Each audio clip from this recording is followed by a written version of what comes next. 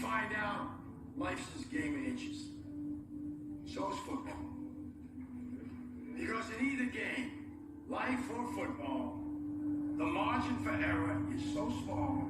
I mean, one half a step too late or too early, and you don't quite make it. 1/2 second too slow, too fast, you don't quite catch it.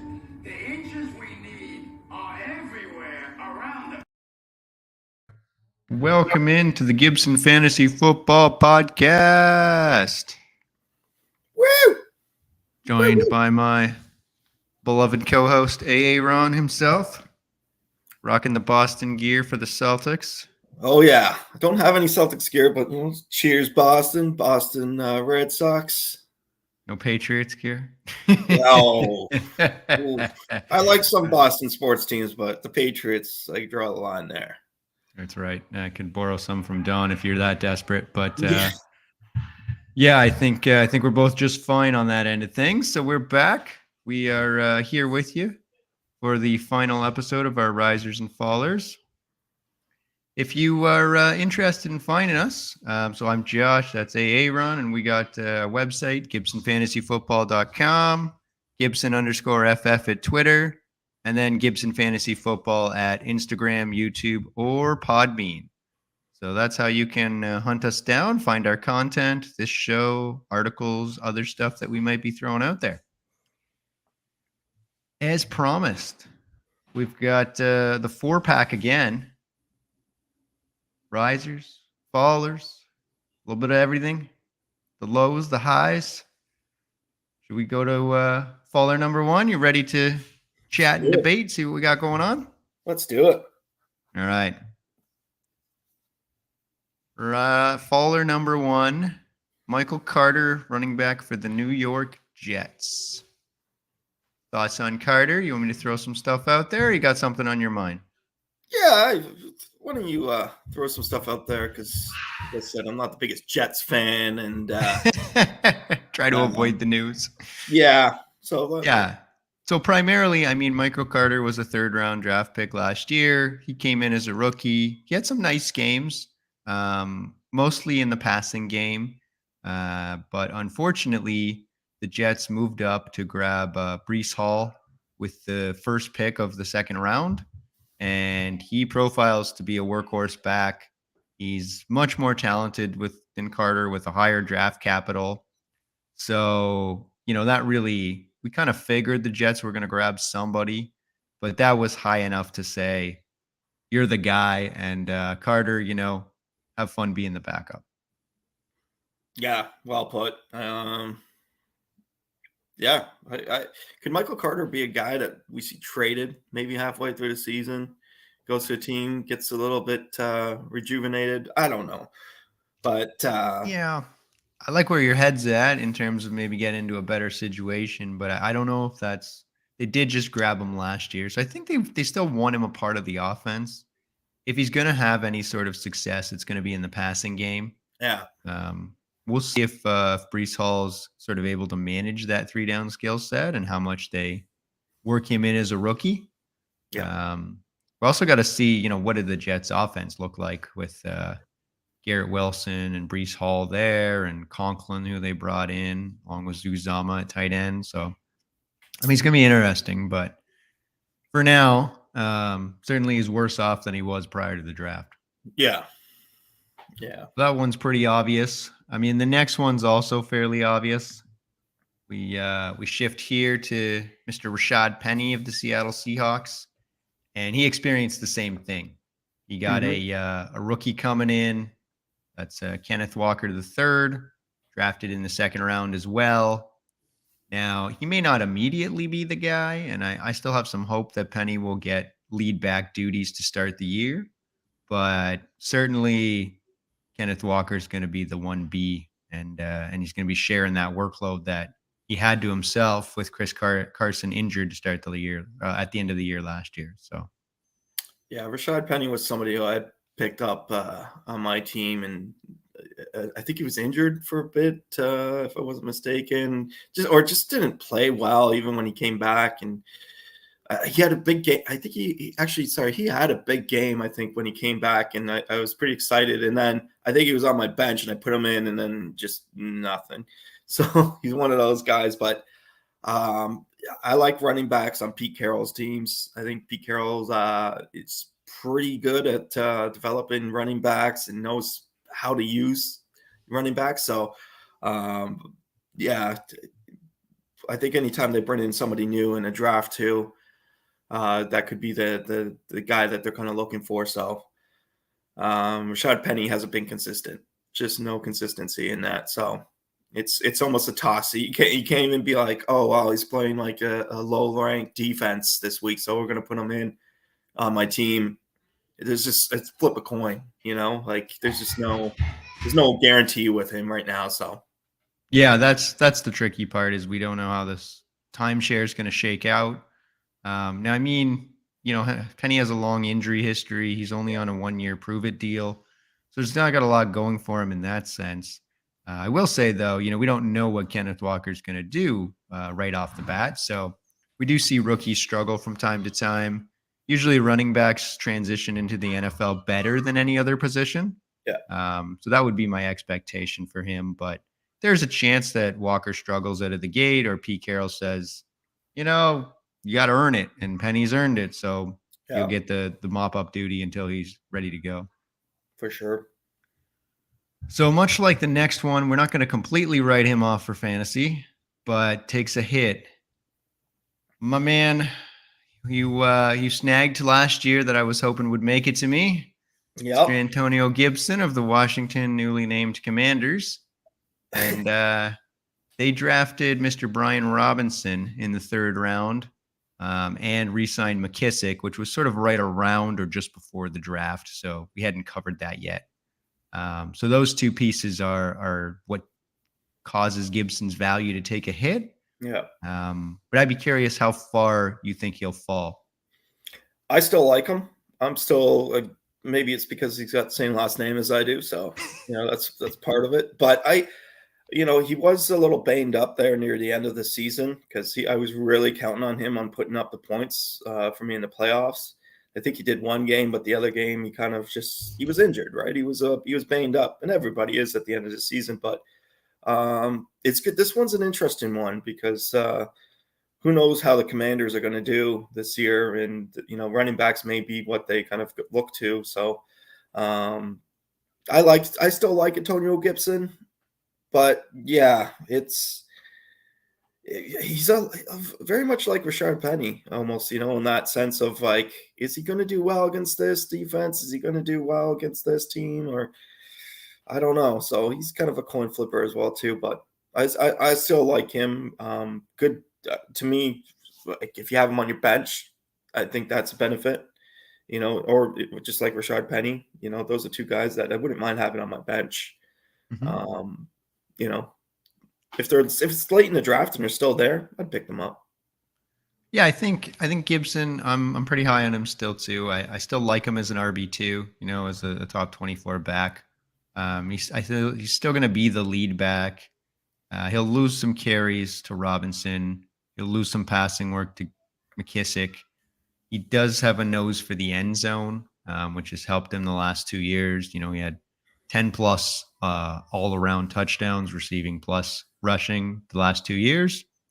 So I think that's what can save him and save his season. But touchdowns are sporadic and unreliable. So he might get kind of some big weeks and then some down weeks, and it might be kind of a bumpy ride with him. So yeah.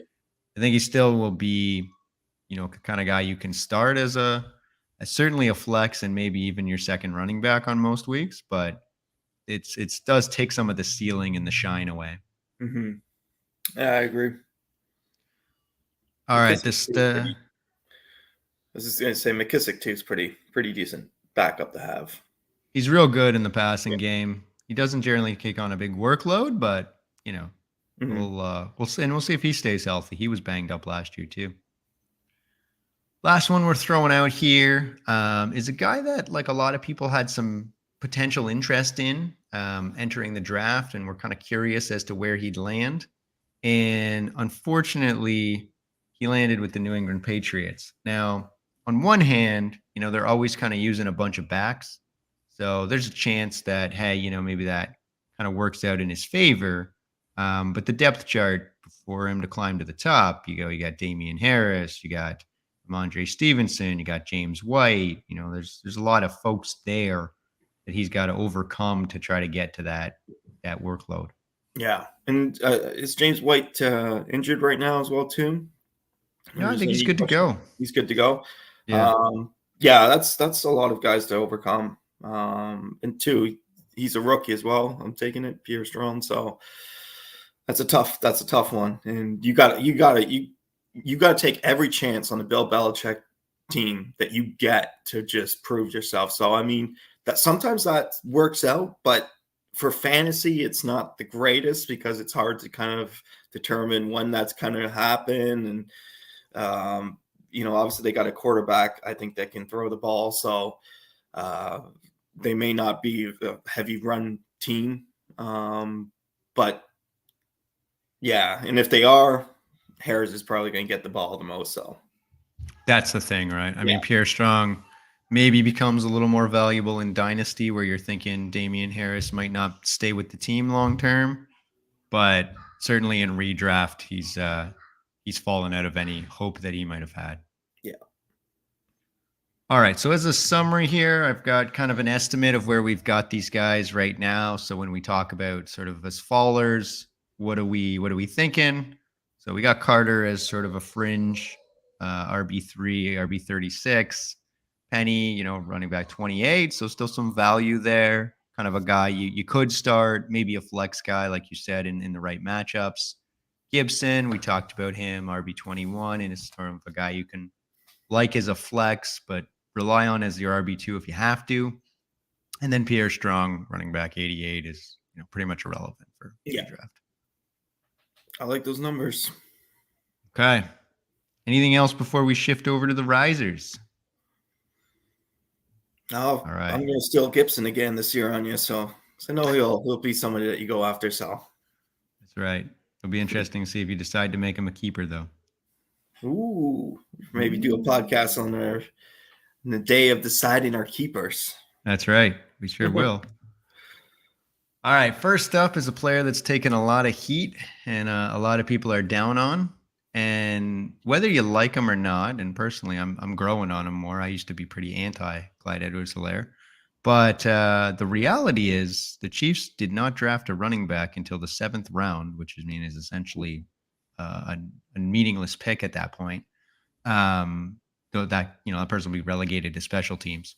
And Jerick McKinnon is still out there unsigned, and Darrell Williams just signed with the Cardinals. So it is Clyde Edwards-Helaire and Ronald Jones running the show. So a lot of people, myself included, thought they might grab somebody in the draft, and so far nobody's coming in. Oh, this, we could just probably talk about KC and how interesting this season is for them. But yeah, I like Edwards-Helaire. He burned me a bunch of times in the season, so he's just one of those guys that you hate playing against him. Definitely, if you're playing in a keepers league, I got to think this guy's going to be capped on whoever team that has him because he's that good. And if he does make it to the draft, I would definitely pick him up because there's just nobody else in that running back position. So, yeah, he's going to get the workload. So, I mean, yeah, he's going to get you points. So, yeah, and it's going to be a good offense. There's going to be a lot of scoring opportunities, and I know Ronald Jones is there and is going to kind of take some of that, but Ronald Jones is not special. We know that now from his many years in Tampa Bay, and he doesn't keep the lead job and he doesn't earn the lead job. And I don't think he's going to get the lead job here. And more importantly, he does not catch the ball well. So Clyde Edwards-Helaire will, if nothing else, take on the passing work, which bodes well when you're catching balls from someone as good as Mahomes. Mm-hmm. All right. Couple of rookies on the horizon here. So we got Tyler Algier, who got drafted to the Houston Texans, and they have nobody. Like, they got a whole sort of slew of folks there, none of which are really like useful. So they've got still Rex Burkhead's kicking around. I'll double check just to make sure I don't misspeak and who they do have still kicking around there. But Damian Pierce to the Texans? Yep. No, they got Damian Pierce, right. Sorry, I went the wrong way on that one. I was thinking we were going to go to him, but we went to Tyler Algier first. So yeah, Tyler Algier to the Falcons. My bad. Oh, right. So That's funny. I was thinking about Damian Pierce. I was going to put him in here, but we didn't. So he went to the Falcons. Let me correct that. Switch that last minute. So he went there, and immediately after he went there, like within a couple of days, they released Mike Davis, who was the lead running back last year, along with Cordell Patterson. Now Patterson's still there, but Davis is gone, and so there's really, other than that, there's Damian Williams behind him, but he's never really proven to be all that great, even though he had a little bit of a stretch in KC, but that was with Mahomes. So big opportunity for the rookie in a backfield that's pretty wide open there. Yeah, straight out of BYU, the Cougars. He's Atlanta's going to be. I like Cordell Patterson, but I mean, he could start. He could be a guy that all of a sudden he's playing more wide receiver than running back, and you're going to need somebody to fill that in. So I mean, yeah, I do like him as a riser and as a rookie too. Atlanta doesn't have a whole lot going for them. Definitely in quarterback, they're taking a big chance of Mariota being their quarterback. So yeah, they're going to run the ball. I would think so. Yeah, I like this as a riser. This actually may be somebody that I try to pick up in the draft. This may be the rookie that I pick up. He might be worth a late stash. I mean, just to see sort of, or he might be a guy you throw on your watch list after the draft and sort of keep an eye on in weeks 1 and 2 and see how does that usage shake out. Is Damian Williams actually getting some carries, or is he coming in and taking the bulk of it? And how involved is Patterson in the run game? Because I'm with you. I think Patterson's going to play more receiver. Mm-hmm. I mean, after Kyle Pitts and Drake London, it's not good there. They don't have a lot of good options. So yeah, I think Patterson, even the other part is Patterson's also like 33 years old. So, not going to last forever at that position. Jeez, yeah, it's a tough position to last long with. All right.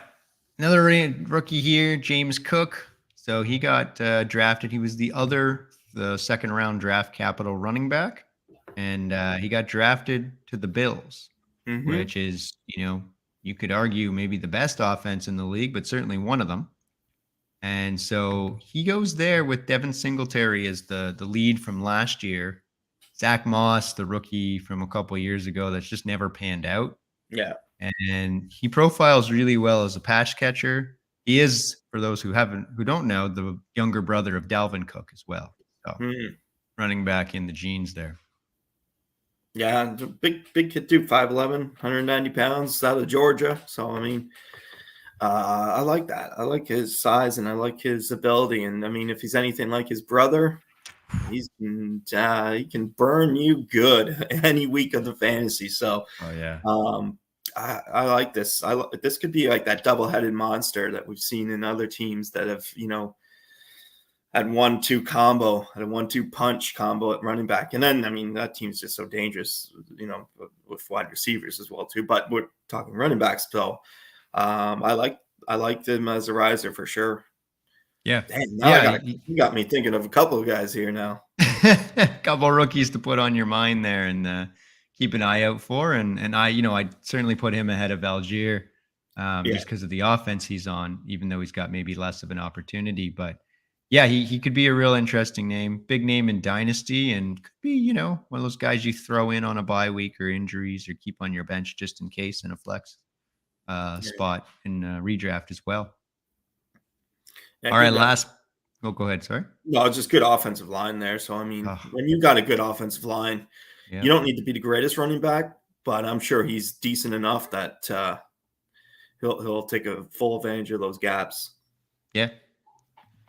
All right. Last but not least, and this one was an Aaron special here, so Yeah. I'll let you take the lead on throwing this in. I like where your head's at. Well, I think this is kind of my dark horse of the race, I guess, and is Najee Harris, because I think with the the quarterbacks in Pittsburgh, the uncertainty with them, I think they could be running the ball a little bit more. So I think Najee Harris could be that guy that you see the numbers kind of go up and up.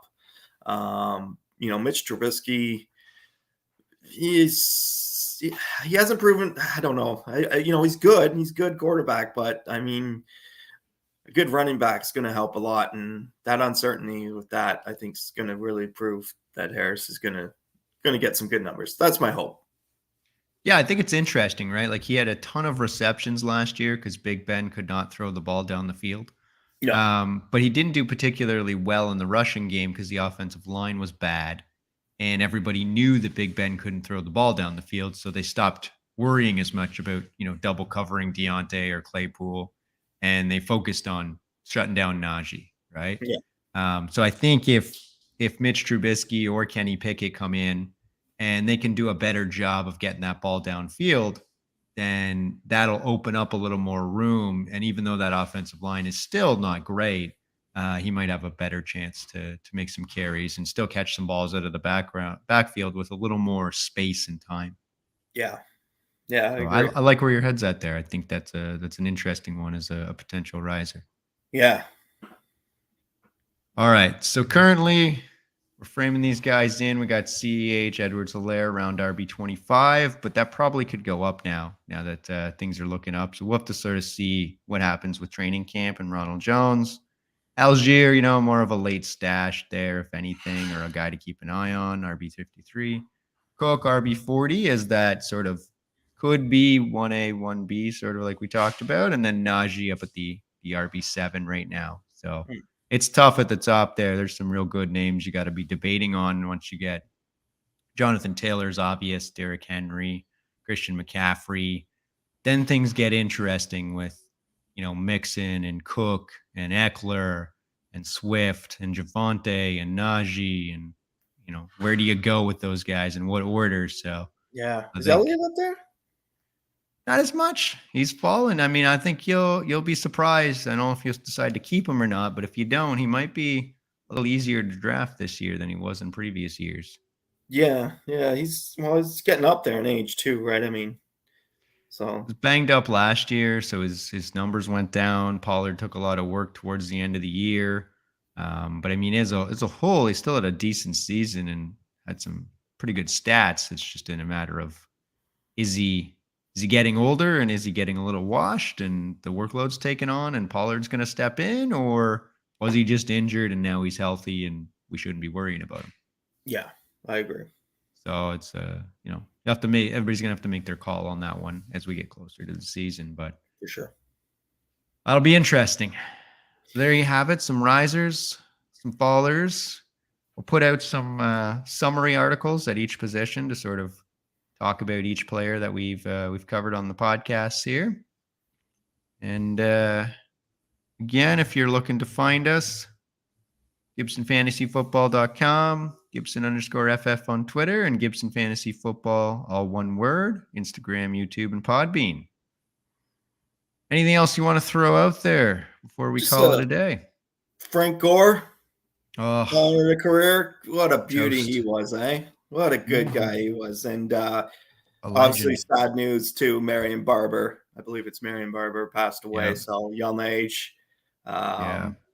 Fortunate. So here's to them. And I don't have a drink in my hand, so I apologize, but I'll just pull my coffee mug from earlier. So here's we to had those him guys. and Jeff Gladney, also with the from the Vikings there. So yeah, it's been a rough week in that sense, and we see Gore retire and we see Ryan Fitzpatrick retire. So so lots of stuff going on that end of things. But as you said, a toast to all of them. Yep. And a thank you to anybody out there listening and everybody tuning in. And please like, subscribe, and comment if you want to interact with us. We appreciate it. Appreciate it. All right. Until next time, clear eyes, full heart.